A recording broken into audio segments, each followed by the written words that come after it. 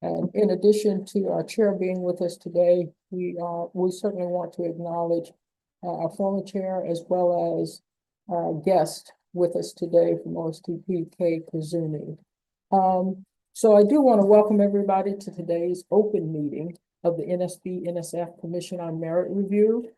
My name is Wanda Ward, chair of this commission, and I'm accompanied by the commission's vice chair, Julia Phillips. The Commission on Merit Review is comprised of members from the National Science Board and the National Science Foundation. Let's start by taking roll. Roger Beachy, we know, is absent and cannot be with us today. Alicia Needler,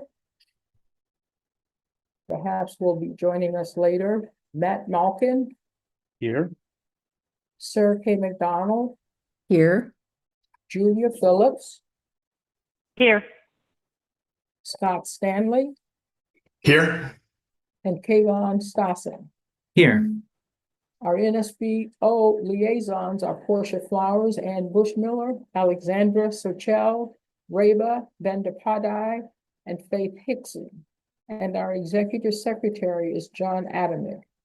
We are also joined by AAAS Science and Technology Policy Fellow Andrew Zadinsky.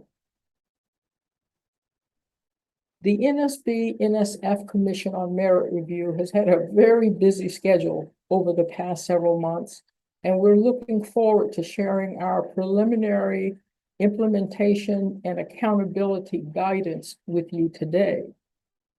Before I proceed, I'd like to acknowledge again our Vice Chair, Julia Phillips, as well as the rest of our Joint Commission comprised of the NSF staff and NSB members who you see on the screen, as well as our commission staff. This has truly been a team effort. We've been hard at work for nearly 2 years now, soliciting input from various stakeholder groups and engaging in thoughtful discussions to develop our preliminary recommendations to the board. As much as possible, we'd like this to be a transparent process, and we invite feedback and suggestions from the public. Please reach out with questions or comments via meritreviewcommission@nsf.gov. And to learn more about activities regarding this reexamination, visit www.nsf.gov/NSB. We especially encourage board members, as well as members of the public, to watch previous commission meetings and report outs, which are available on the NSB YouTube page. Today, we're here to share the commission's activities, preview our preliminary guidance, and receive feedback from board members who have been invited to today's meeting also. But first, I'd like to set the stage for where we find ourselves today.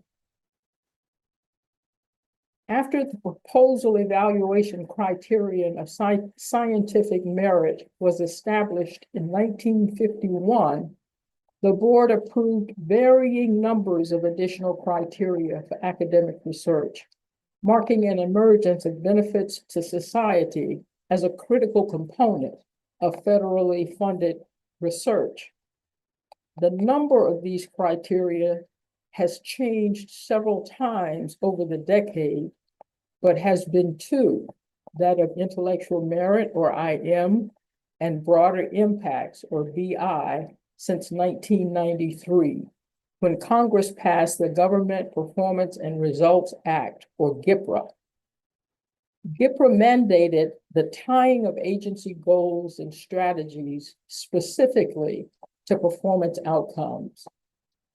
The board has promoted stakeholder understanding and use of the BI criterion to drive delivery of societal benefits from NSF's science and education investments.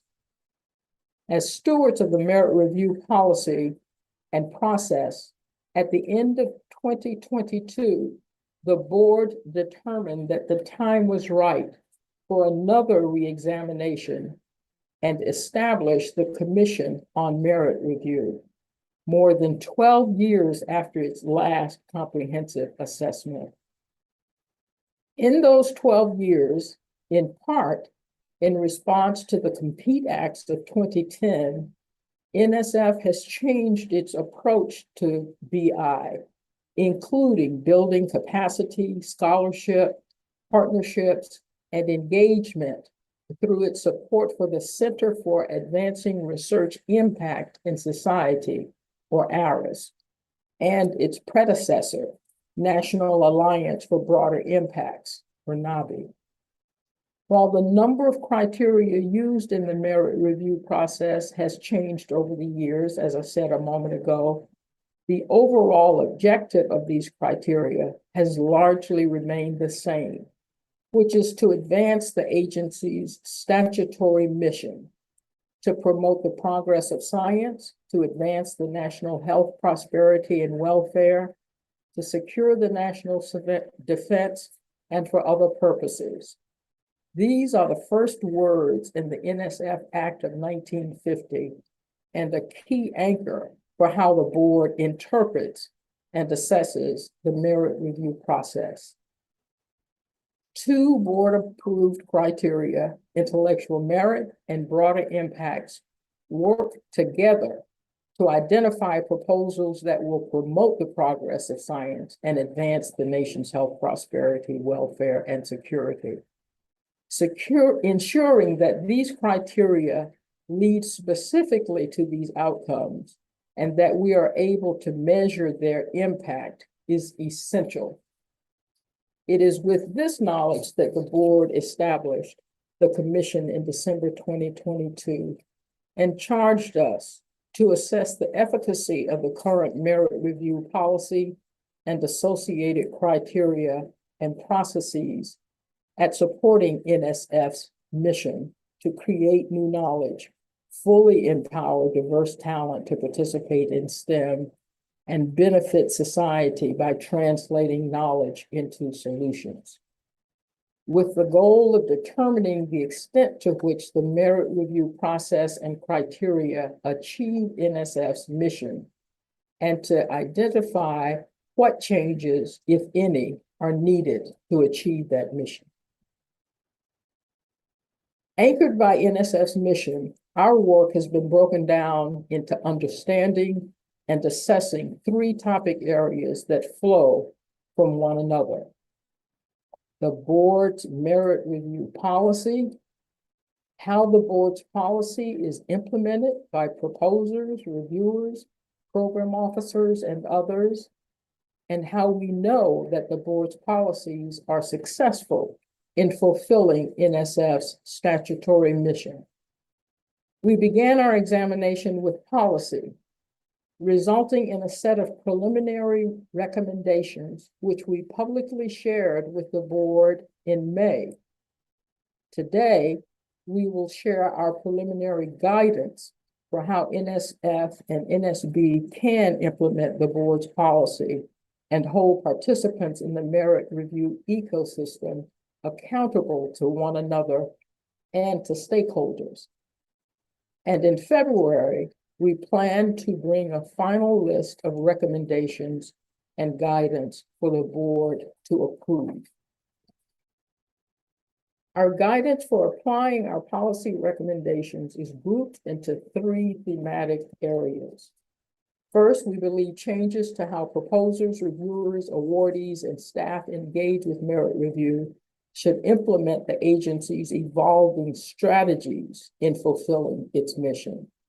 Second, we want to encourage NSF to make the merit review process and decision-making as transparent as possible to stakeholders, and for NSF to pursue continuous improvement throughout its merit review process.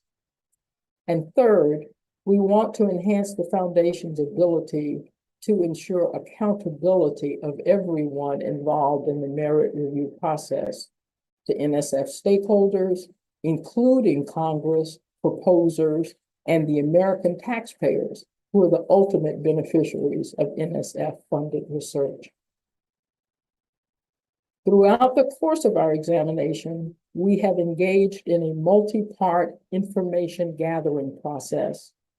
This included reviewing relevant literature, including multiple ARIS reports, NASM reports, board policy reports, NSF reports, and key legislation, including COMPETES, AICA, and CHIPS and Science. We've also held numerous discussions on the board's current policies, NSF's current practices, mechanisms for reporting to and from the agency, review policies and processes in other federal agencies, and other topics connected with management of the merit review process. We spoke with multiple subject matter experts, both internal and external to NSF. And we held listening sessions and discussions with broader impacts experts and practitioners, university administrators and public engagement officials, and broadening participation experts. We also sought input from multiple stakeholders through a variety of data collection methods, including an NSF staff survey, NSF leadership interviews, focus groups with vice presidents of research, and members of NSF's committees of visitors and advisory committees, and members of the general public. All of this information serves as the basis for our implementation and accountability guidance. The full current set of suggested guidance is in the diligent book, and the commission will discuss them further next month. For now, I'd like to highlight some high-level guidance the commission sees useful to ensure successful adoption of its policy recommendations. These have received unanimous support among MRX commission members. To inform strategy, the commission suggests periodic publication of COV summary reports and NSF responses to provide a holistic perspective of the state of merit review processes across the agency. To innovate and improve transparency in merit review processes, the commission suggests strengthening the broader impacts criterion during the merit review process through actions such as reviewer training to improve BI written reviews, inclusion of BI expertise in proposal review processes, and modification of the review protocols to ensure full consideration of both criteria with documentation.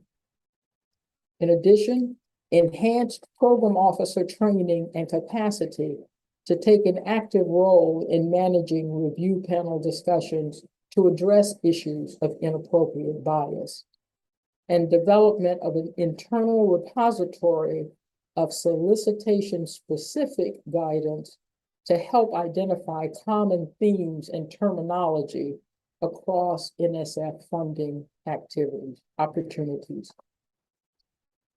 And to maintain accountability to NSF stakeholders, the commission offers guidance to provide enhanced regular reporting from awardees, including criterion-specific outputs, outcomes, and impacts, identification and implementation of effective policies and mechanisms NSF-wide to ensure safe and inclusive research environments, and public communication to stakeholders about factors considered when balancing award portfolios.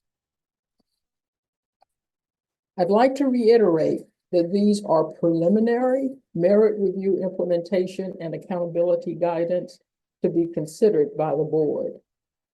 Along with final recommendations, final guidance will be shared with the board in December and considered for their approval in February. At this time, I'd like to pass the floor to NSB Chair Dario Gill for brief remarks before transitioning to our closed meeting. Dario? Let me turn my audio on. Thank you. Thank you, Wanda. As you have shared, the commission has been really hard at work examining the board's merit review policy and not only identifying areas of success, but also at the core, what are the opportunities for improvement such that we can ensure that this process remains the gold standard for proposal review. And as we discuss these suggestions today, I really want to emphasize the need to comply with the law, which requires intentional transparency and clarity throughout our merit review policies and processes. And one of the main through lines across multiple examinations over 25 plus years has been this need for transparency, especially as it relates for broader impacts.